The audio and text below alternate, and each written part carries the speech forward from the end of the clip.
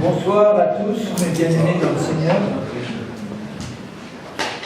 Continuons à étudier ce que l'apôtre Paul nous enseigne dans sa parole sur la manière de ne plus marcher selon la chair, mais de marcher selon l'esprit, parce que c'est comme cela que nous allons pouvoir glorifier Dieu vraiment dans nos vies et dans ce monde.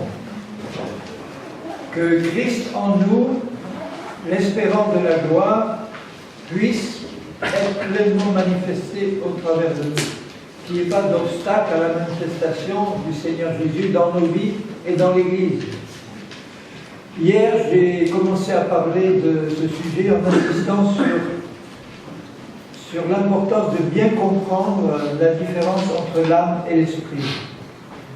Puisque nous sommes composés d'un esprit, d'une âme et d'un corps. Je vous ai dit que le corps, c'est facile à comprendre ce qu'il est, mais l'âme et l'esprit, ce n'est pas toujours le cas.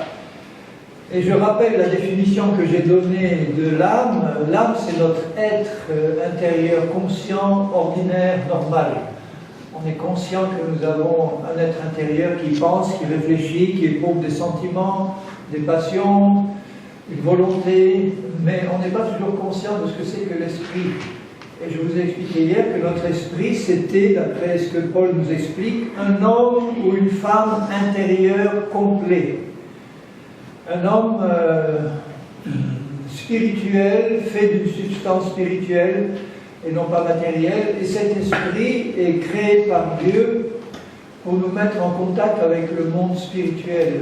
Et un chrétien est en contact avec le monde spirituel de Dieu par son esprit, qui est le lieu très saint où réside le Saint-Esprit quand nous naissons de nouveau en Christ. J'ai expliqué aussi que lors de la nouvelle naissance, c'est-à-dire un acte souverain de Dieu que lui seul accomplit au moment où nous nous repentons de nos péchés, que nous arrivons pécheurs de nature en la présence du Seigneur, que nous entendons l'évangile de Christ, que nous sommes touchés par le Saint-Esprit dans notre cœur et que nous nous repentons de nos péchés. À ce moment-là, le Saint-Esprit, le Seigneur efface tous nos péchés par le sang précieux de Jésus et il accomplit une œuvre créatrice que lui seul peut faire. Il prend ce que Paul appelle notre vieil homme, c'est-à-dire notre esprit avant sa nouvelle naissance, qui était coupé de Dieu, qui était dans les ténèbres, qui était sous la domination du péché et de Satan.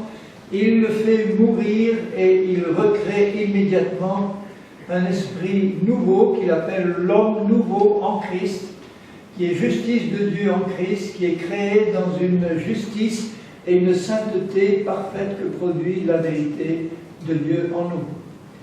Et nous devons bien comprendre donc que dans l'esprit, nous sommes, dès notre nouvelle création, dès notre conversion, dès notre nouvelle naissance, nous sommes recréés à l'image de Dieu, participant de la nature divine. Notre esprit est établi dans les cieux, assis dans les lieux célestes en Christ. Je vais vous lire 2 ou 3 passages où Paul donne une définition de cet esprit nouveau que nous sommes en Christ. Par exemple, dans 2 Corinthiens 5 et au verset 17, il dit ceci: si quelqu'un est en Christ, il est une nouvelle création. Et c'est notre esprit qui est une nouvelle création. Notre âme ne change pas le jour de notre conversion, ni notre corps. Il peut recevoir une bénédiction, mais il ne va pas fondamentalement changer. Tandis que notre esprit est recréé à neuf, il devient une nouvelle création. Les choses anciennes sont passées dans notre esprit, pas dans notre âme et notre corps. Toutes choses sont devenues nouvelles dans notre esprit. Et tout cela vient de Dieu. C'est lui qui est l'initiateur, là, qui nous a réconciliés avec lui par Christ. Et au verset 21, il dit: celui qui n'a pas connu le péché, il l'a fait devenir péché pour nous sur la croix, dans son corps, pas dans son esprit. Jésus n'est pas devenu péché dans son esprit, comme certains l'enseignent à tort. S'il était devenu péché dans son esprit, il serait mort spirituellement dans son esprit, et comme il est Dieu, il ne peut pas mourir spirituellement. Il ne peut pas mourir spirituellement, et c'est la raison pour laquelle il a dû s'incarner dans un corps de chair semblable au nôtre, parce que la seule partie de son être qui pouvait mourir, c'est son corps. Il a pris nos péchés dans son corps sur le bois, dit 1 Pierre 2, 24, afin que, étant morts au péché en lui, nous puissions vivre pour la justice, parce qu'il nous a recréés à son image, et nous devenons en lui, afin que nous devenions en lui justice même de Dieu, participant de sa nature, directement unis à Christ, un seul esprit avec lui, par notre nouvelle nature que nous recevons en lui. Un peu plus loin, dans Éphésiens, je vous l'ai lu hier, je le répète ce soir, Éphésiens 4 et au verset 24, il demande aux chrétiens de se revêtir, de laisser sortir cet homme nouveau que nous sommes à l'intérieur, et il le définit comme étant créé. Créé, ça veut dire qu'au moment de notre nouvelle naissance, il y a une nouvelle création qui se fait. Selon Dieu, ça veut dire à l'image de Dieu, qui est Christ lui-même, créé dans une justice et une sainteté que produit la vérité. Et cette justice, elle est parfaite, et cette sainteté, elle est parfaite. Et c'est pour ça que Paul, quand il s'adresse aux Corinthiens, qui étaient pourtant si charnels, quand il s'adresse aux Philippiens, quand il s'adresse aux différentes églises, il dit « Vous les saints qui êtes à Corinthe, vous les saints qui êtes à Mont-Blanc, vous les saints qui êtes partout, nous sommes saints par notre nouvelle création en esprit. » Bon, ceci dit, nous ne sommes pas toujours saints dans notre vie pratique, mais par la création de Dieu, nous sommes saints déjà à l'intérieur dans notre esprit. Dans l'Épître aux Colossiens, quelques pages plus loin, au chapitre 3 et au verset 9, il exhorte les Colossiens à ne pas mentir les uns aux autres, vous étant dépouillés du vieil homme et de ses œuvres, qui sont les œuvres de la chair, et ayant revêtu, l'ayant laissé paraître à l'extérieur, l'homme nouveau. Et là, il donne aussi une définition de cet homme nouveau. L'homme nouveau qui se renouvelle. Il a le pouvoir de se renouveler en permanence dans la connaissance de Christ, qui est son créateur, selon l'image de celui qui l'a créé. Notre homme intérieur se renouvelle en permanence à l'image de Christ. Dieu ne se renouvelle pas parce qu'il est, et il ne bouge pas, et nous sommes unis à lui, et en étant unis à lui, notre homme intérieur, notre être intérieur, se renouvelle en permanence à l'image de Jésus. Il ne vieillit pas, il ne s'affaiblit pas, il reste toujours à l'image de Christ et se renouvelle en permanence à son image. C'est beau de savoir que nous sommes à l'intérieur, une nouvelle création que par la grâce de Dieu, qui par la grâce de Dieu a reçu cette qualité de vie. Il dit par ailleurs que nous sommes participants de la nature divine. Il dit dans 1 Corinthiens 6,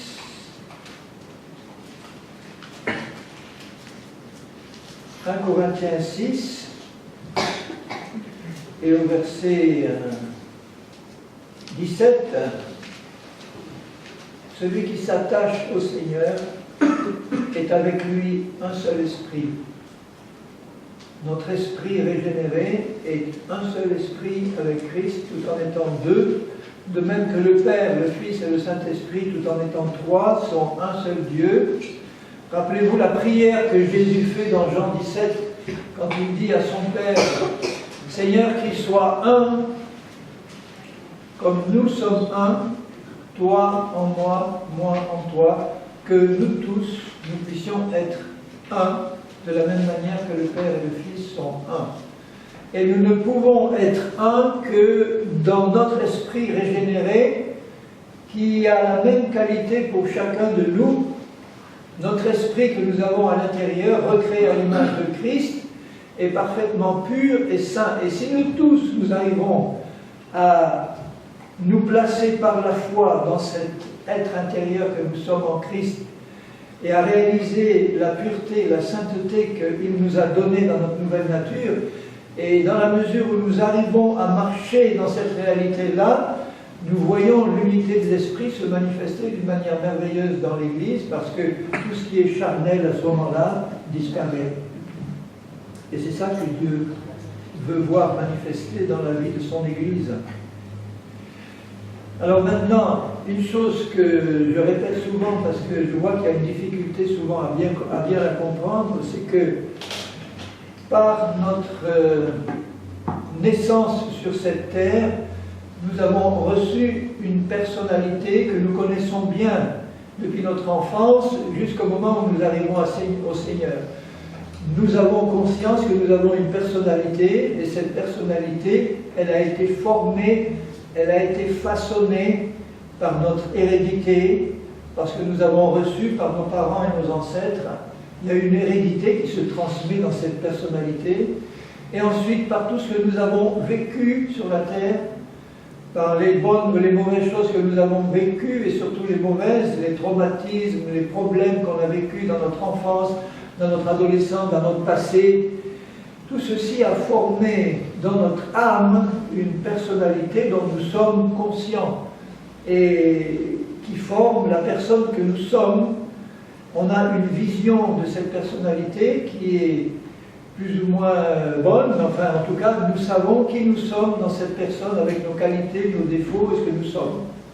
Et quand on arrive au Seigneur et qu'on reçoit dans notre esprit la nouvelle personne que nous sommes en Christ, on doit comprendre qu'il y a une grande différence entre la personne que nous sommes dans notre tête quand nous arrivons au Seigneur et la nouvelle personne que Dieu crée en nous dans notre esprit.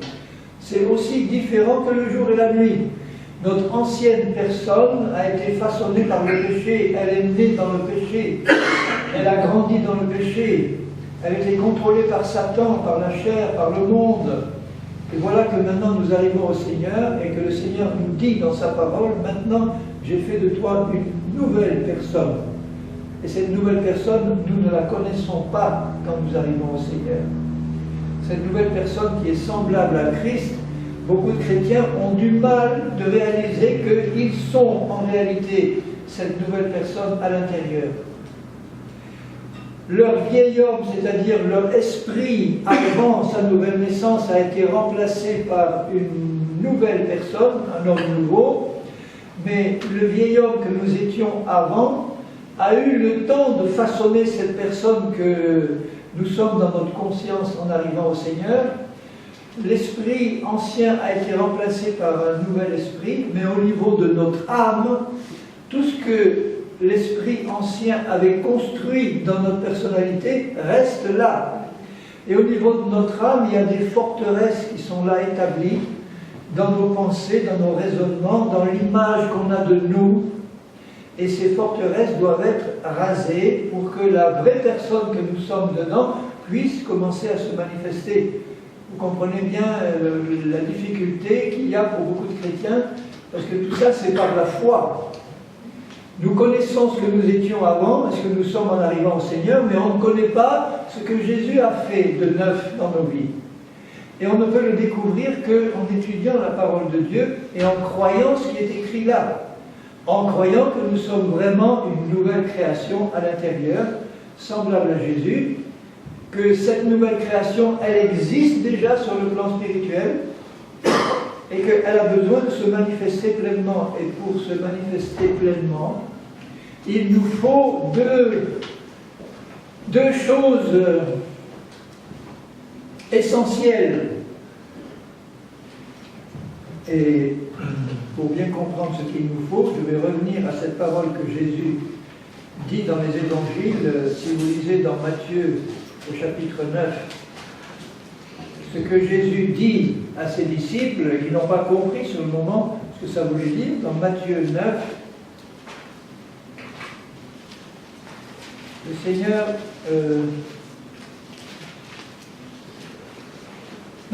Luc 9, excusez-moi. Matthieu, Luc.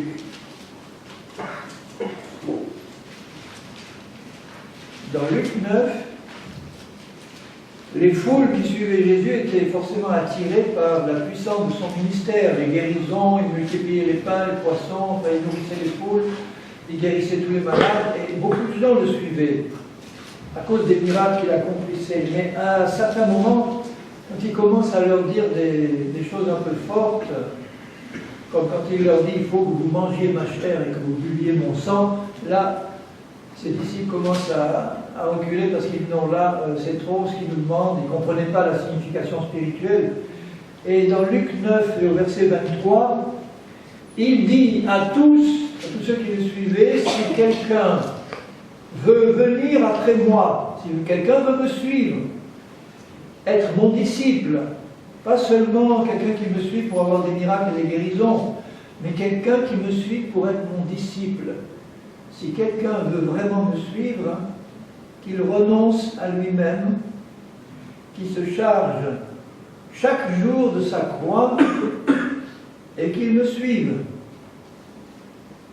Car celui qui voudra sauver sa vie la perdra, et celui qui la perdra à cause de moi la sauvera. Alors mettez-vous à la place des Juifs ici qui devaient se gratter la tête en disant mais qu'est-ce qu'il veut vraiment dire par là? Celui qui veut sauver sa vie la perdra, celui qui la perdra à cause de moi la retrouvera. Celui qui veut me suivre, si quelqu'un veut venir après moi, qu'il renonce à lui-même. Qu'il renonce à lui-même. Mais il en parle, comme il dirait par ailleurs, qu'il renonce au péché. Comme Paul et les apôtres disent, renoncez à la chair, renoncez au péché, renoncez à votre vieille manière de vivre passée. Et il dit la même chose pour nous-mêmes, il dit, renonce à toi-même. Il veut faire comprendre que cette personne-là qui arrive à Jésus, elle est complètement pourrie par le péché, même si elle est bien éduquée, même si elle a une belle apparence, à l'intérieur, cette personne elle est née dans le péché, elle a été façonnée dans le péché, elle a besoin d'être entièrement sauvée, régénérée. On ne peut pas mettre un bout de tissu neuf sur un vieil habit.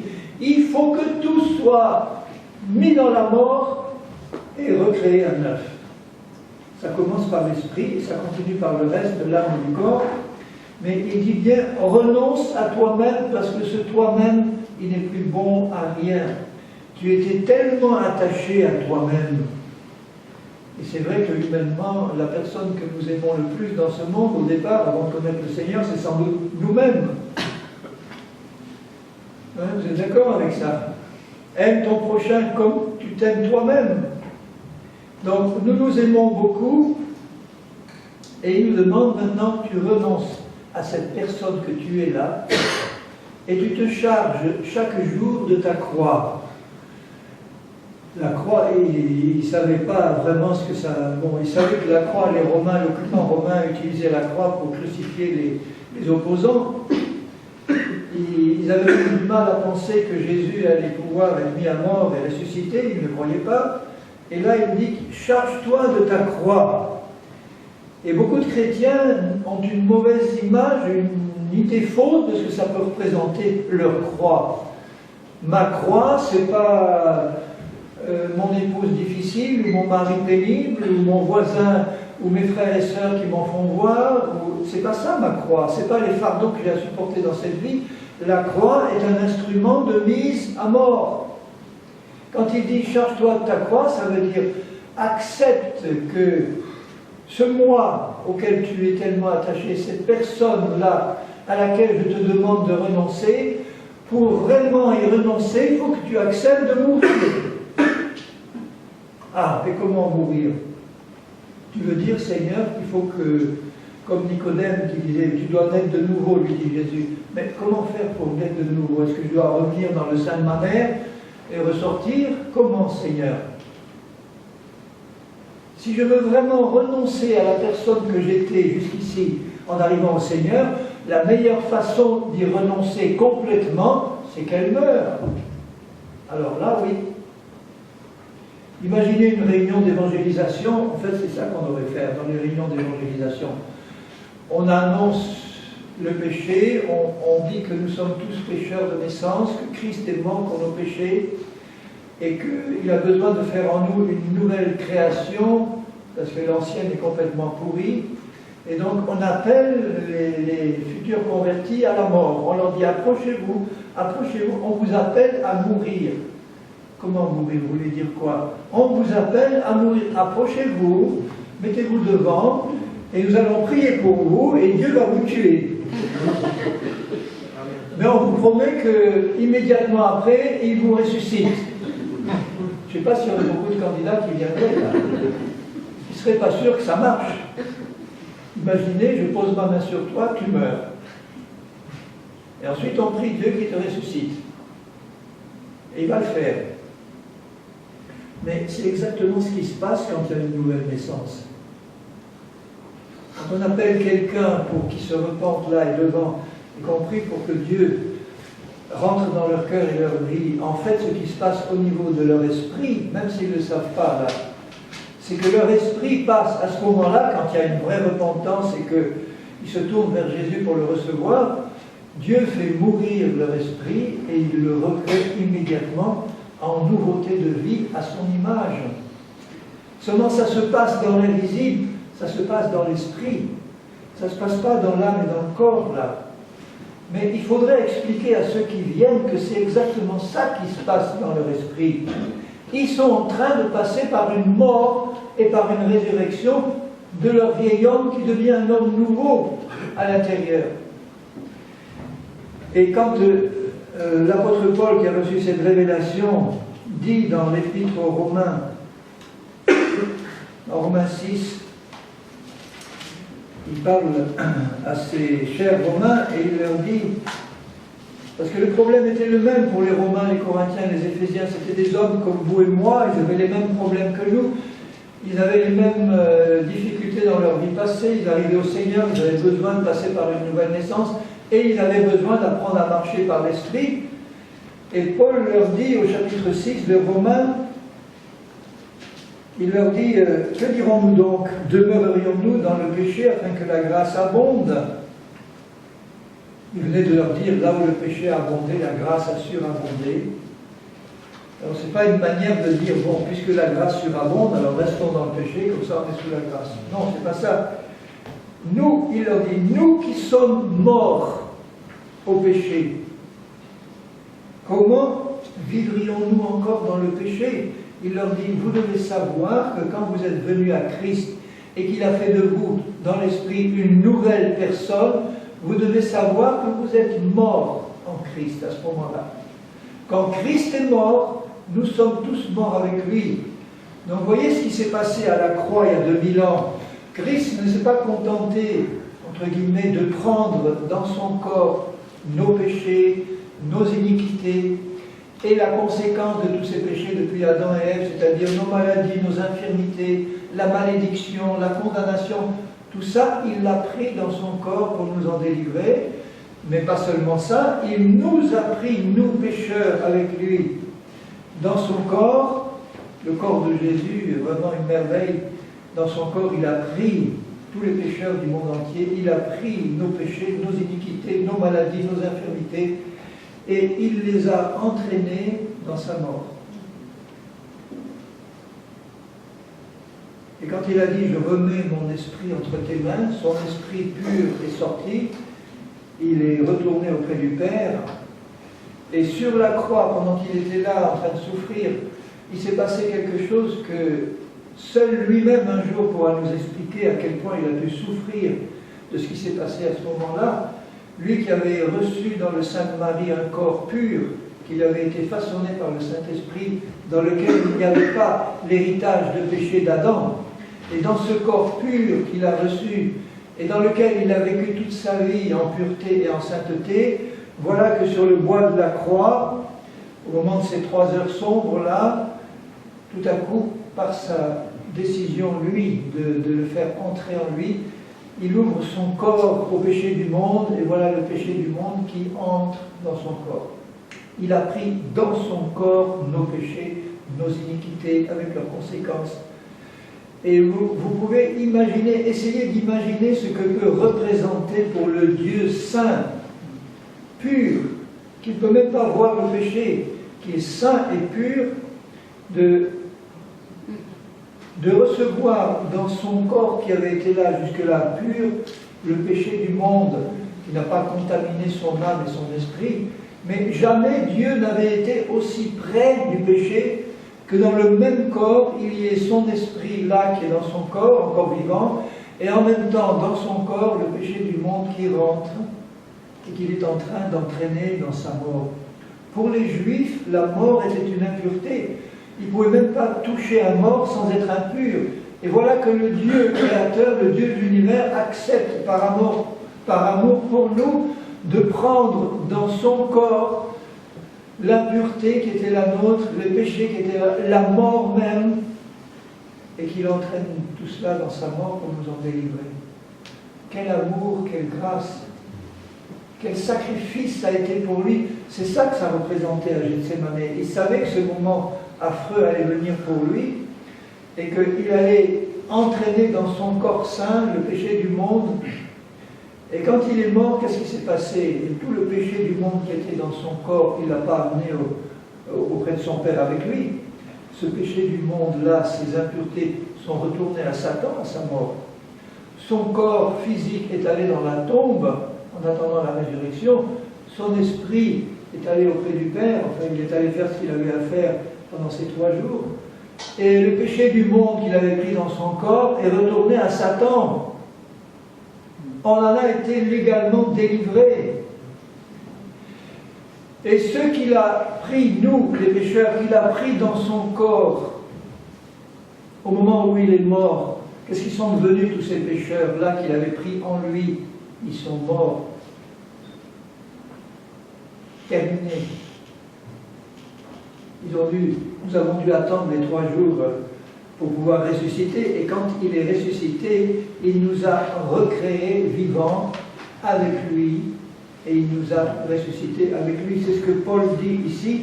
Alors regardez, je lis maintenant avec ce que quand il dit ignorez-vous, parce que beaucoup de chrétiens l'ignorent, nous ne devons plus l'ignorer, nous. Ignorez-vous que nous tous qui avons été baptisés, ça veut dire plongés. Il ne parle pas du baptême d'eau là. Nous tous qui baptiso, c'est plongé. Nous tous qui avons été plongés en Jésus-Christ. Dans la croix, on a été plongés en lui et il nous a entraînés dans sa mort. Ignorez-vous que c'est dans sa mort que nous avons été plongés pour mourir avec lui, de manière à ce que notre vieil homme pourri par le péché puisse mourir avec lui et disparaître de la circulation, pour que la nouvelle création puisse venir à sa résurrection. Nous avons donc été ensevelis avec lui par le baptême dans sa mort, afin que, comme Christ est ressuscité des morts par la gloire du Père, de même nous aussi, nous marchions en nouveauté de vie. Il emploie le mot marcher.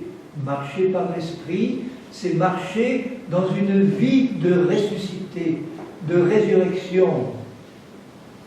Et on ne peut pas marcher dans une vie de résurrection si nous ne savons pas qu'à l'intérieur, dans notre nouvelle nature, nous sommes déjà morts et ressuscités en Christ.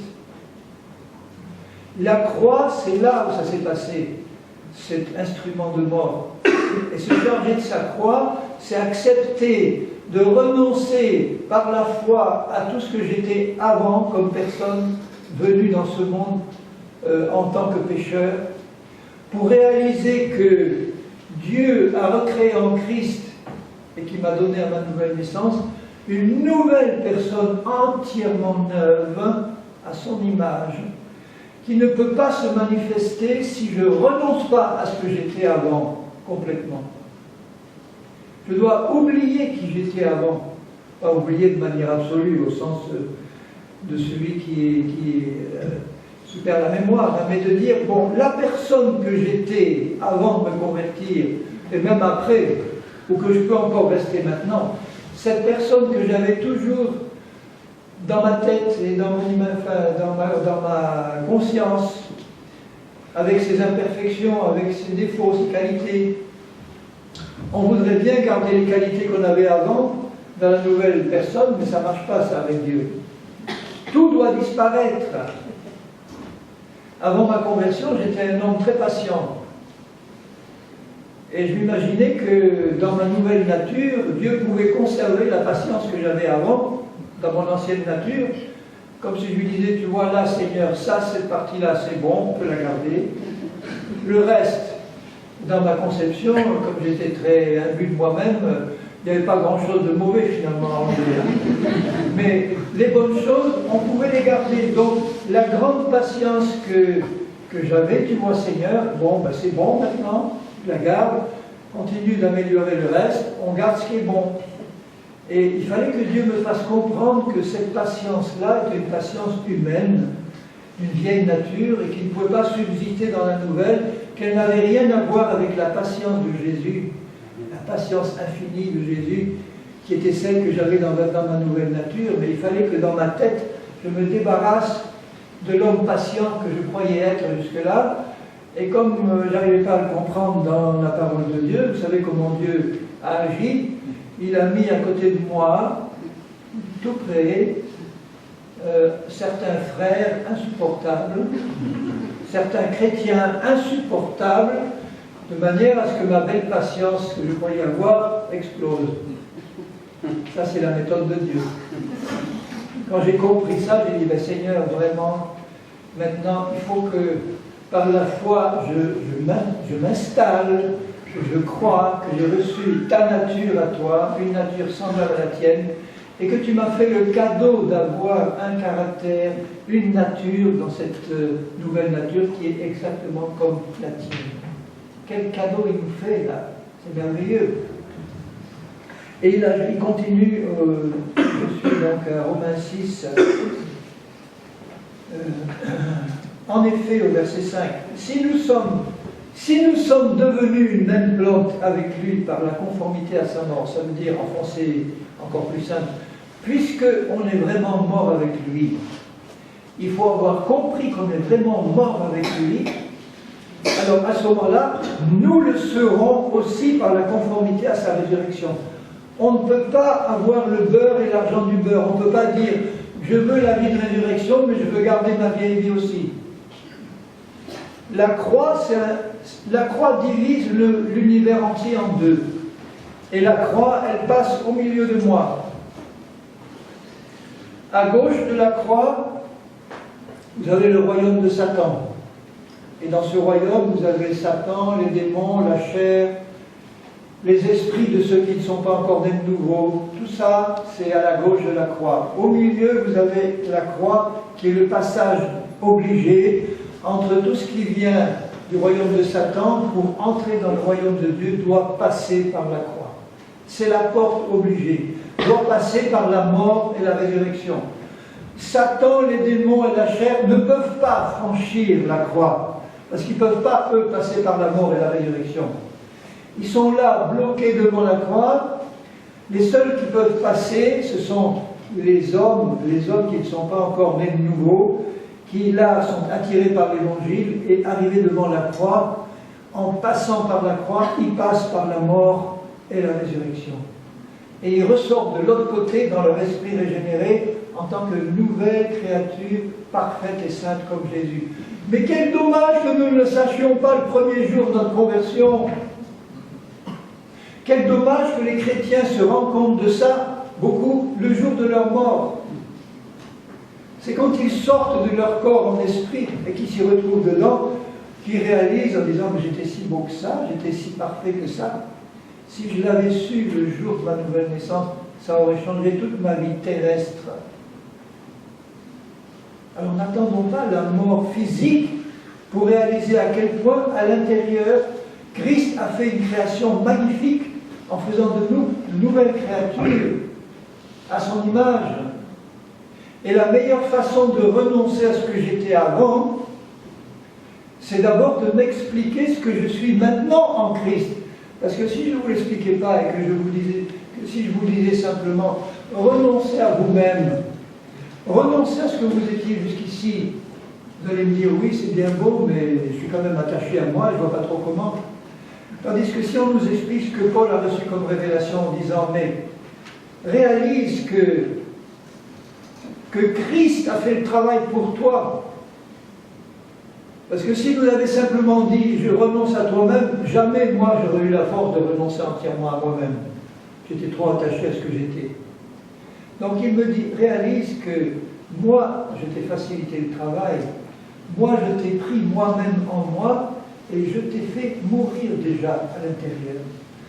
Je t'ai fait ressusciter et je vais t'expliquer la beauté de la création que j'ai fait à toi, pour toi dans ta nouvelle nature. Et quand tu réalises la beauté de ce que tu es en tant que nouvelle personne en Christ, tu n'as aucun problème pour renoncer à ce que tu étais avant, parce qu'entre les deux, il n'y a pas photo. Hein. Entre ce que Christ a fait en tant que nouvelle création et ce que nous étions, en fait, on était une créature de Satan, contrôlée par le péché.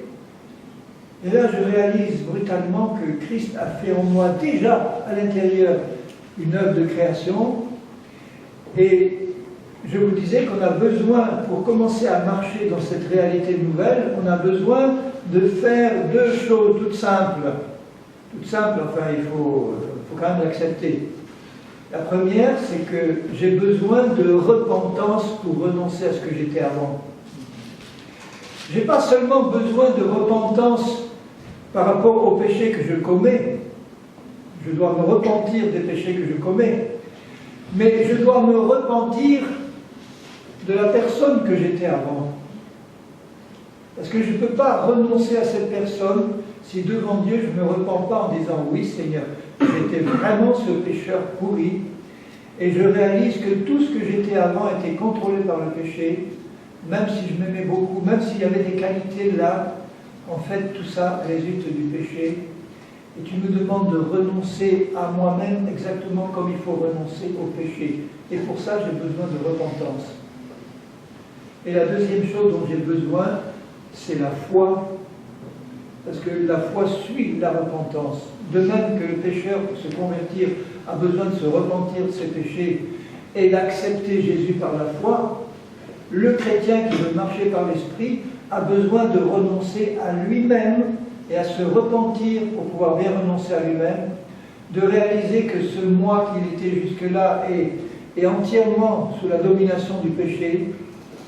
Et il a besoin de foi pour croire ce que Jésus dit qu'il est maintenant dans l'esprit et qu'il ne voit pas encore de ses yeux. Parce que la foi, rappelez-vous, dans Hébreux 12, 1, c'est la ferme certitude des choses qu'on ne voit pas encore.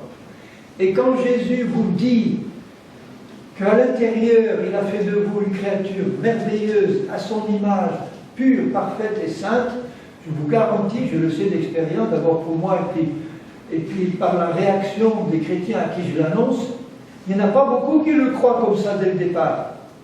Quand je leur dis, est-ce que tu sais qu'à l'intérieur, tu es une personne nouvelle qui est pure, sainte et juste comme Jésus, ben le regard c'est « Ah bon ?» Vraiment incrédule, mais non, je ne suis pas comme ça. Mais je me connais, je ne suis pas comme ça. Mais non. Et puis d'autres qui ajoutent, mais non, je suis un pécheur pourri, sauvé par grâce, j'ai besoin toujours du sang de Jésus, oui, il me fait grâce. Mais d'accepter cette réalité qu'à l'intérieur, je suis saint, juste, parfait et pur, comme Jésus, ah ben non, ça me dépasse. Mais non. Et là, je vois tout de suite que dans la vision qu'ils ont d'eux-mêmes, ils sont encore tellement imprégnés par leur passé de péché, qu'ils ont du mal à dire, mais tout ça, c'est vraiment remplacé par une personne entièrement nouvelle, qui peut repartir à zéro. Je parlais il y a peu de temps avec une jeune femme d'une des églises où j'enseigne là dans la région.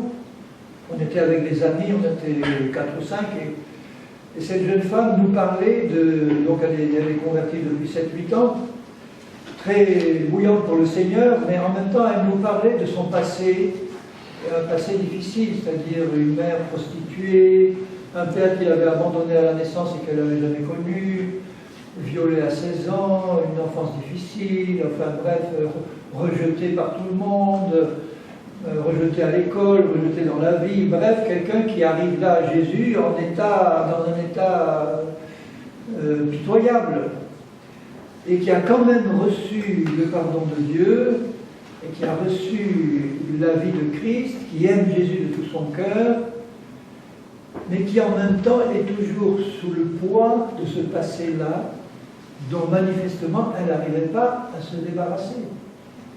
Et quand elle m'en parlait, quand elle nous en parlait, je voyais qu'elle pleurait en nous racontant son passé, son lourd passé, de rejet par son père, par sa mère qui avait placé dans des nourrices qui la battaient, enfin bref.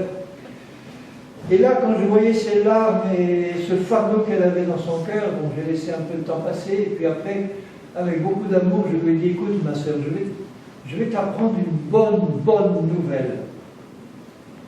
C'est que quand tu t'es converti à Christ il y a 7 ans, là, peut-être que tu ne l'as pas réalisé, et que je vois que tu ne l'as pas encore réalisé, mais quand tu t'es converti il y a 7 ans, Dieu a recréé en toi, il a recréé en toi une personne entièrement nouvelle qui n'a rien connu de ton passé humain. Cette personne nouvelle-là, son papa, c'est Dieu. Son papa, tu as changé de papa. Tu as eu un papa terrestre qui t'a abandonné, mais ton vrai papa spirituel maintenant, c'est Dieu. Tu es une fille de Dieu qu'il a créée à neuf. Et la nouvelle personne que tu es dedans n'a rien connu du passé terrestre que tu as connu dans ton âme et qui te pèse encore dans ton âme. Toutes les souffrances que tu as sont au niveau de ton âme, mais au niveau de ton esprit, il faut que tu saches que ton esprit, il est pur de tout ça. Ton esprit n'a pas été rejeté, il a été créé avec amour par Dieu. Un Père aimant t'a conçu là, en tant que nouvelle personne, et il t'a créé avec amour. Et il a fait de toi une nouvelle personne qui, dans cette nouvelle personne-là, n'a rien connu de ce passé pénible qui pèse encore dans ton âme.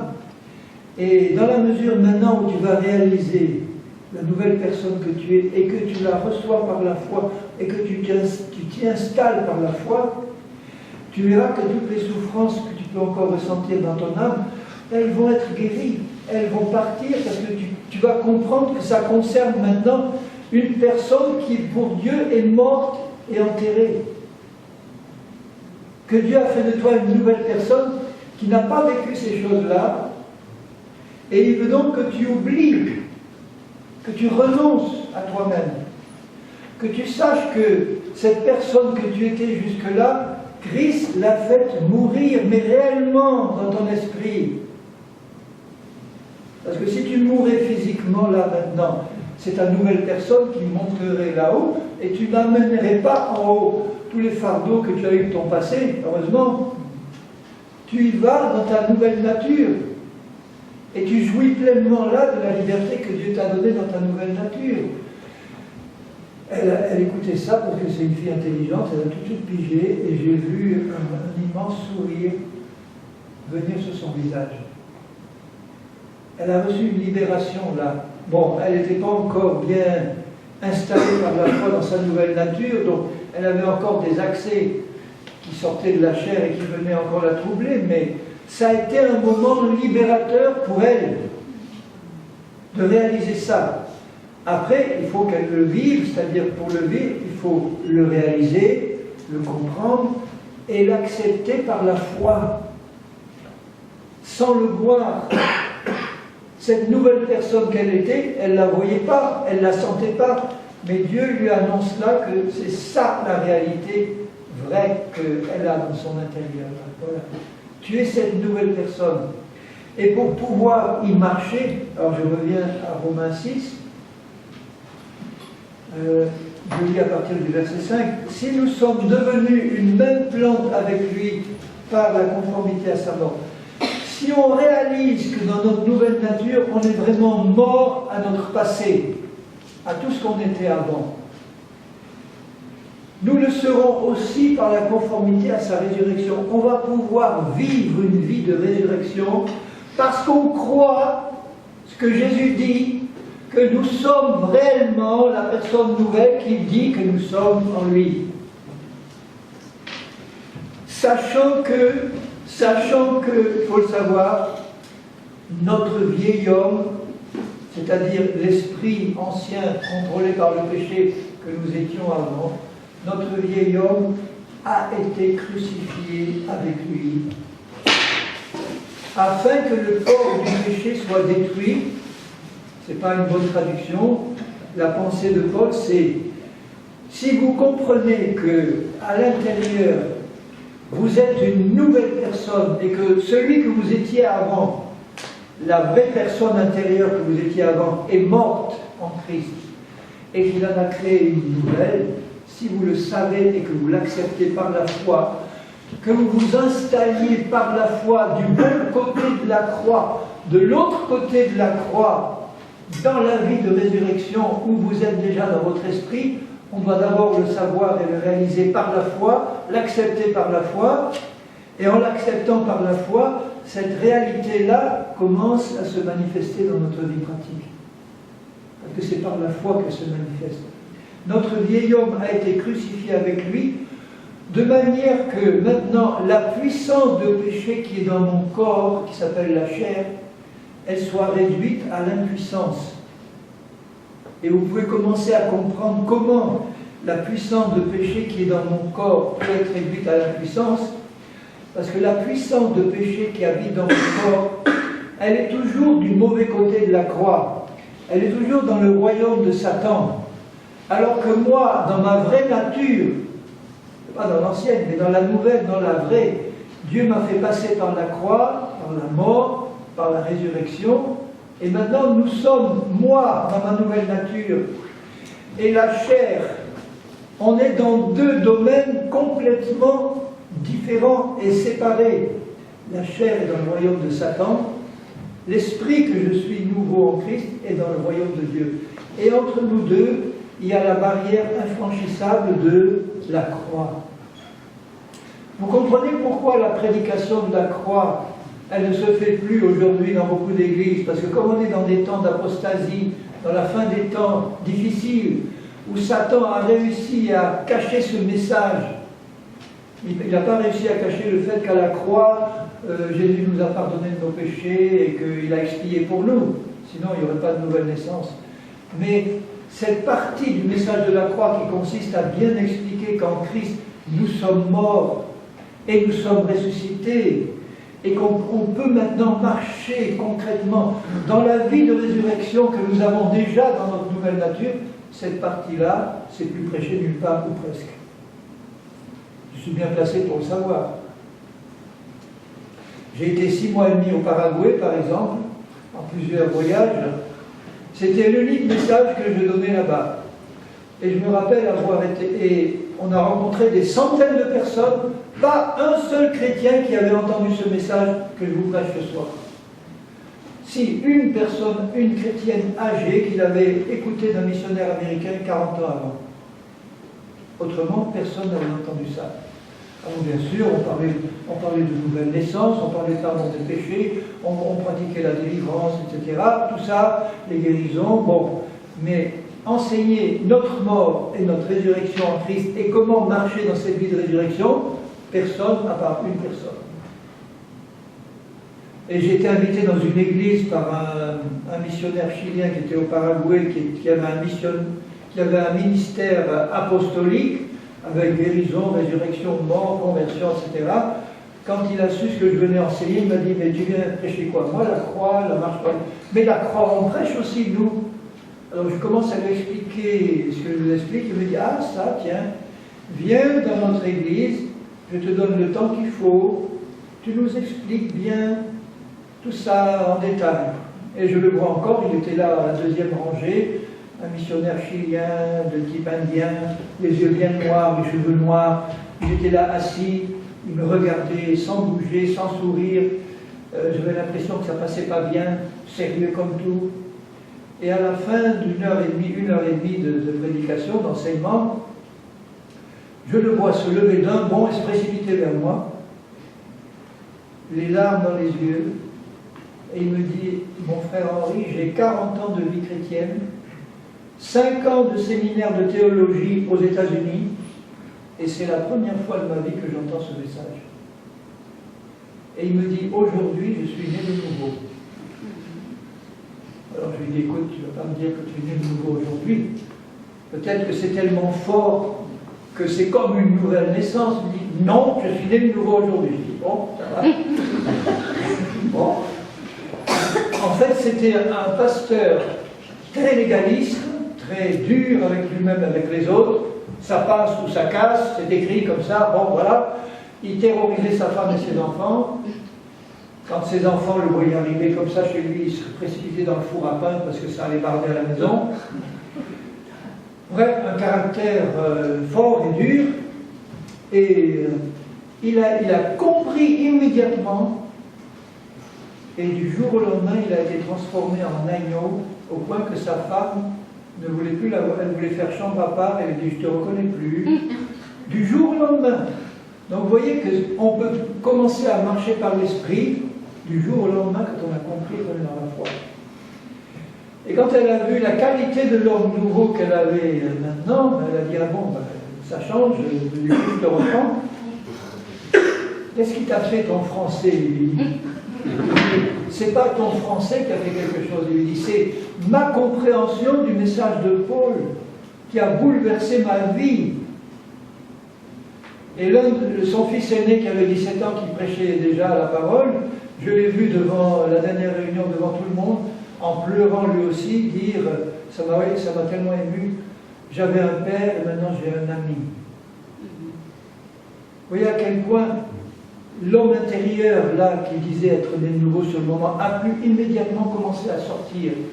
Et quand il a vu l'importance de ce message, il a dit, maintenant, je réunis une équipe, ça c'est l'aspect apostolique qui est ressorti, je réunis une équipe, je vais quadriller tout le Paraguay, et vous savez que là-bas, il y a autrement plus de chrétiens en Amérique du Sud que chez nous. Dans la deuxième ville du Paraguay où nous étions, 350 000 habitants, 400 églises évangéliques. Combien d'habitants il y a à Mont-Blanc? Ça veut dire qu'il y aurait par exemple pour Mont-Blanc 6700, 8000, mettons, il y aurait 10 églises évangéliques vivantes. Rien qu'à Mont-Blanc. 10. Là-bas, 400. Et dans le pays, et dans le Brésil à côté, c'était encore plus. Il dit, on va quadriller tout le pays, je vais demander à chaque pasteur, donne-moi 2 heures, 2 heures, et je t'explique ce que c'est que la mort à soi, le renoncement à soi, la marche par l'esprit. Il connaissait le principal président des assemblées de Dieu ou des pentecôtistes chiliens, parce qu'au Chili, il paraît que 75% de la population est chrétien évangélique. La principale dénomination pentecôtiste du Chili, 1500 églises, c'était son ami, le président, il l'appelle au téléphone, enfin par radio portable, il lui dit, voilà, j'ai compris un message vital, il faut absolument que je te l'explique. Il explique en quelques mots, le président lui dit, nos 1500 églises se sont ouvertes. Et quand on était parti avec ma femme au Paraguay, on avait fait cette prière au Seigneur, Seigneur, donne-nous au moins un homme qui comprend. Parce qu'avec un homme, tu peux changer un pays. Et voilà pourquoi j'ai tant sur mon cœur le désir de faire des séminaires avec des pasteurs, parce qu'une fois qu'un pasteur a compris, il peut l'expliquer à 100 personnes, à 200, à son église. Et c'est dur de réunir des pasteurs pour faire des séminaires de pasteurs. Je vous garantis que c'est dur. Pas ici, puisque ici je suis invité, hein, mais bon. Et parce que c'est un message, frères et sœurs, tellement vital pour l'Église de Christ dans ces derniers temps, que ça devait être un message qui doit être répété et répété tant que tous n'ont pas compris. J'étais dans un groupe pendant 1 an, j'ai expliqué ça moins bien que maintenant parce que je n'avais pas aussi bien compris, mais quand même, il y en a qui ont compris tout de suite, d'autres qui ont mis 1 an à comprendre. Parce qu'il fallait décaper toutes les couches les forteresses de raisonnement, de faux enseignements qui s'étaient accumulés là, et il fallait y aller au marteau-piqueur pour décaper tout ça, en répétant la vérité, jusqu'à ce qu'au bout d'1 an, je vois un frère jaillir de sa chaise et qui dit « Ça y est, j'ai capté !» Ben, merci Seigneur pour celui qui a capté 1 an après, parce qu'une fois que tu as capté le message, que tu as compris, que tu as cru, tu peux commencer à le vivre. Alors là, ce que Paul explique, c'est qu'au verset 6, notre vieil homme, c'est-à-dire nous, ce que nous étions, nous avons été crucifiés avec Christ pour que la puissance de péché qui habite dans notre corps soit réduite à l'impuissance, pourvu que je m'installe par la foi dans ma nouvelle nature, que je ne connais pas encore, mais que j'accepte par la foi, et que je crois que je suis celui que Jésus dit que je suis dans ma nouvelle nature. Pour que nous ne soyons plus esclaves du péché, donc chair égale péché, la puissance, la chair qui habite dans mon corps, c'est une puissance de péché et de mort. Et pour que je ne sois plus esclave de cette puissance, il faut que je comprenne que je suis mort à cette puissance-là. Je suis vraiment mort et ressuscité.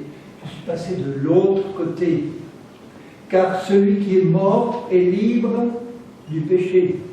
Et quand j'ai compris que j'étais mort au péché, mort à la chair, mort à Satan, mort aux démons, mort au monde, mort à tout ce royaume de Satan duquel Christ m'a arraché pour me transporter dans le royaume du Fils de son amour, puisque je suis maintenant assis en Christ dans les lieux célestes, à partir de cette position-là, quand j'ai reçu ça par la foi, je peux commencer à apprendre à le pratiquer. Et apprendre à le pratiquer, c'est d'abord apprendre à me glisser dans ma nouvelle peau par la foi, apprendre à accepter et à méditer ce que je suis en Christ, cette nouvelle personne. C'est très facile de méditer sur ce que je suis en Christ, j'ai qu'à méditer sur Christ, j'ai qu'à voir qui est Christ, apprendre qui est Christ, parce que comme je suis créé à son image, semblable à lui, je ne vais pas faire d'introspection sur ce que je suis, je vais centrer mes regards sur Christ, je vais apprendre à le connaître tel qu'il est, je vais méditer dans la parole tout ce qu'il est, et par ricochet, je saurai exactement ce que je suis, moi, dans mon être intérieur, semblable à lui, le même caractère que lui, le même amour que lui, la même patience que lui. Quand Paul dit à Timothée, par exemple, ce n'est pas un esprit de crainte que tu as reçu, mais un esprit de force, d'amour et de sagesse.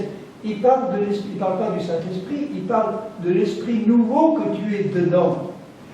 Nous n'avons pas un esprit nouveau, nous sommes un esprit nouveau incarné dans un corps qui n'est pas encore ressuscité. Et quand je m'installe par la foi, puisque je ne la vois pas, mais par la foi dans cette réalité-là, que je sais que dans mon esprit je suis ce que Jésus dit que je suis, je peux commencer à travailler intelligemment avec Jésus pour purifier le reste de mon être, l'âme et le corps. Mais ça passe toujours de l'intérieur à l'extérieur. Alors que si j'essaye de purifier mon âme de l'extérieur en m'imposant des disciplines, etc., ça ne va pas marcher. Mais si je commence par l'intérieur, je m'installe d'abord dans le lieu très saint de mon esprit régénéré, et là où Christ habite avec moi, par la foi, ensemble, j'apprends avec lui à purifier mon âme, à renouveler mon intelligence, à nettoyer mon âme de tout le contenu impur et sale qui était encore là au moment de ma conversion, parce que mon âme a besoin d'être entièrement purifiée. Mon esprit est déjà régénéré, ça c'est la part de Dieu. Ma part à moi avec Dieu maintenant, c'est de travailler intelligemment à renouveler mon âme, à nettoyer mon âme, à raser les forteresses que le vieil homme et Satan avaient construites dans mon âme, dans mes raisonnements, dans mes pensées, dans mes sentiments, pour purifier mon âme de toutes ces choses, afin que ce que je suis dans l'esprit puisse, au travers de mon âme, passer dans mon corps, dans mon comportement et dans ma vie de tous les jours. Sinon, ça va rester enfermé à l'intérieur. Et cette purification de notre âme et de notre corps, j'en parlerai aussi dans les soirées qui suivent, mais déjà, j'espère avoir clairement expliqué le cœur du sujet, c'est-à-dire qu'est-ce que c'est qu'une vraie nouvelle naissance? C'est une mort et une résurrection. Nous sommes des morts ressuscités déjà. Nous sommes des morts vivants sur cette terre. Il vaut mieux être un mort vivant qu'un vivant mort. Parce que le vivant mort, c'est le chrétien qui est né de nouveau, mais qui continue à se comporter à l'extérieur comme un mort, comme un pécheur. Et le mort vivant, c'est celui qui sait qu'à l'intérieur il est mort et ressuscité, et il peut se comporter comme le vivant qu'il est maintenant en Christ. Nous sommes des extraterrestres en mission sur la terre. Amen. On est du ciel, on n'est plus de la terre. Et malheureusement, tout ce qui est de la chair et de Satan, tout ça c'est de la terre, c'est terrestre, c'est charnel, c'est diabolique. Il faut que ça disparaisse de nos vies. Alors en terminant, je vais vous lire juste ce qu'il dit aux Éphésiens. Et vous voyez à quel point la transformation doit être radicale. Dans Éphésiens, par exemple Éphésiens 4, il dit au verset 30, Éphésiens 4, 30, n'attristez pas le Saint-Esprit de Dieu. Comment est-ce que je peux l'attrister? En péchant et en marchant selon la chair. Là, je marche contrôlé par une puissance qui est entièrement étrangère à Dieu et à ma vraie nature. N'attristez pas le Saint-Esprit de Dieu par lequel vous avez été scellés dans mon esprit. On est scellés par le Saint-Esprit pour le jour de la rédemption. Et il dit, regardez, que toute amertume, toute animosité, toute colère, toute clameur, toute calomnie, toute espèce de méchanceté, tout ce qui est mauvais aux yeux de Dieu, disparaissent du milieu de vous. Ça doit être radical. Tout ce qui est charnel doit disparaître. Mais quand nous réalisons que déjà, au niveau de notre esprit, tout ça a disparu, par la nouvelle création que nous sommes, dans notre esprit, tout ça a disparu. Un chrétien qui pourrait recevoir cette révélation maintenant par la foi et s'y installer par la foi peut immédiatement faire disparaître de son comportement toutes ces choses-là. Parce qu'au moment où la chair se présente pour vous tenter à tomber dans l'amertume, la colère, l'animosité, etc., vous savez que vous, en tant que nouvelle personne, vous êtes dans une dimension dans l'esprit où rien de tout ça ne peut rentrer pour vous contrôler. Vous comprenez?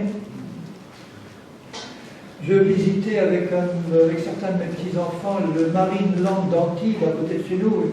À Antibes, il y a un grand aquarium, Marineland, où vous avez de grands aquariums. Et à un endroit dans cet aquarium, il y a un tunnel de verre qui est entouré d'un immense aquarium où il y a des requins, il y a des créatures abominables qui se baladent autour de vous, et vous êtes dans un tunnel de verre. Et l'un de mes petits-enfants, il devait avoir 4 ou 5 ans, il voit en face de lui, de l'autre côté de la vitre blindée, heureusement, qui était là, il voit un gros requin affreux qui est à quelques centimètres là, de l'autre côté. Et il s'accroche à mon pantalon et me dit, grand-papa, j'ai peur, regarde là, la bête est là. Et je lui explique, je lui dis, écoute, tu n'as rien à craindre, nous, enfin, espérons, nous, on est dans un tunnel qui est blindé, il peut pas, il est de l'autre côté, il est impressionnant parce qu'il est tout près. Il y a 3 cm de plastique ou de verre là, mais là où on est, il ne peut pas te toucher. Mais tu peux le voir, tu peux. Et comme tu es petit et que tu ne vois pas encore bien la vérité, tu as peur. Alors Satan essaye, vous voyez, de nous empêcher de comprendre le message de la croix, parce que Dieu nous a transportés dans ce tunnel qui est son royaume, qui traverse ce monde qu'il a autour de nous. Le requin, c'est la chair, qui est là à quelques centimètres, impressionnant. Mais si vous ne savez pas où Christ vous a placé, de l'autre côté du tunnel, si Satan a réussi à vous faire croire que vous êtes déjà dans le bain avec le requin, qu'est-ce que vous allez faire? Vous allez passer votre vie à courir pour échapper à la chair, à Satan et aux démons, alors que vous n'avez pas compris qu'il vous a déjà établi dans une dimension où rien de tout ça ne peut rentrer. Et quand il l'a compris, mon petit-fils était un peu rassuré, mais encore pas trop, mais enfin bon, nous adultes, nous, on connaît la vérité, on n'était pas impressionnés par ça. Un chrétien adulte qui a compris où Christ l'a transporté, il ne se laisse plus impressionner par la chair et par Satan. Il sait que là où il est, s'il reste par la foi dans cette dimension-là, rien ne peut pénétrer pour le toucher à l'intérieur. Ça peut toucher mon âme et mon corps, oui. Et je dois apprendre comment résister à Satan et me libérer de cette influence. On verra ça dans les soirs suivants. Comment travailler maintenant au niveau de mon âme et de mon corps pour que la vie de résurrection que j'ai dans l'esprit puisse se répandre pleinement dans mon âme et dans mon corps pour que je puisse pleinement marcher comme Dieu veut que je marche sur cette terre, c'est-à-dire comme Jésus a marché. Et merci Seigneur, c'est possible par la foi. Rien d'impossible à Dieu, et tout est possible à celui qui croit. Et qui nous donne, qu'est-ce qui nous donne la foi? C'est Dieu. C'est lui qui nous a donné une mesure de foi pour nous permettre de croire à tout ce qu'il dit. Utilisons cette mesure de foi qu'il nous a donnée, d'abord pour la développer, et ensuite pour ne croire que à la vérité de sa parole. Si on utilise notre foi pour croire à des mensonges de l'ennemi, notre belle foi va être gâchée, et c'est ce que nous croyons qui va se réaliser, alors que les bénédictions que Dieu nous a acquises en Christ, elles sont là disponibles. Il suffit que nous le croyons, que nous en parlions par la foi pour qu'on les voit se passer dans nos vies. Alors Seigneur, je veux vraiment te bénir pour ta parole. Je veux vraiment te bénir et nous te bénissons ensemble pour ce que toi tu as accompli. Une œuvre unique, Seigneur, sur la croix tu as accompli une œuvre unique. Et tu as bien dit, tout est accompli. Voilà, tu as tout accompli par un seul acte de justice. Tu nous as sanctifiés, tu nous as amenés à la perfection, tu nous as pardonnés, tu nous as donné une nouvelle vie en toi. Et maintenant que nous avons reçu cette nouvelle nature, cette nouvelle vie, tu veux nous apprendre, tu veux nous instruire comment marcher concrètement dans cette réalité-là. Tu veux qu'on puisse voir Christ manifesté au milieu de nous dans ton Église. Tu veux que toutes ces choses de la chair, ces animosités, ces amertumes, ces colères, ces disputes disparaissent, Seigneur, de milieu de nous. Et c'est possible maintenant quand nous savons comment marcher dans cette réalité-là. Seigneur, sois béni parce que tu vas arriver à tes fins. Ton épouse que tu vas enlever, Seigneur, va être enlevée sans ride, ni tache, ni rien de semblable. Ce sera ton œuvre pour ta gloire. Et nous allons un jour jeter nos couronnes à tes pieds, Seigneur, et te rendre gloire pour l'éternité, contempler la marque des clous dans tes mains et dans tes pieds, ton côté percé, et te dire à toi seul la gloire, Jésus-Christ. À toi seul la gloire, parce que c'est toi qui as rendu ces choses possibles. Et tu l'as acquis pour nous, tes enfants. Et je te prie pour que nous tous qui t'écoutons, nous puissions, Seigneur, avoir notre intelligence spirituelle constamment renouvelée par ton esprit et ta parole, pour qu'on puisse avoir une claire vision de ces choses, qu'on puisse croire pleinement à la vérité, sans aucun mélange d'erreurs et de mensonges, et que nous puissions enfin te réjouir pleinement, Seigneur. Et vivre et produire tes œuvres, celles de Jésus sur cette terre. Alors Seigneur, merci pour ta bénédiction sur cette Église, sur tous ceux qui sont là. Seigneur, fais fructifier ta parole et confirme-la dans nos vies. Au nom de Jésus, nous t'en remercions, Seigneur. Amen. Amen. Alors j'ai aussi l'intention, je vous le dis d'avance, pour vous y préparer et prier pour ça, que dans les dernières soirées, peut-être vendredi ou samedi, vendredi peut-être, je passerai un moment pour prier pour les malades. J'ai à cœur de le faire et je vous demande de préparer ça dans la prière, qu'on puisse, alors comment ça va se faire, Dieu conduira, mais qu'on puisse passer un moment pour que Dieu puisse confirmer sa parole par des guérisons. J'ai confiance qu'il va le faire. Donc je pense qu'on le fera vendredi soir.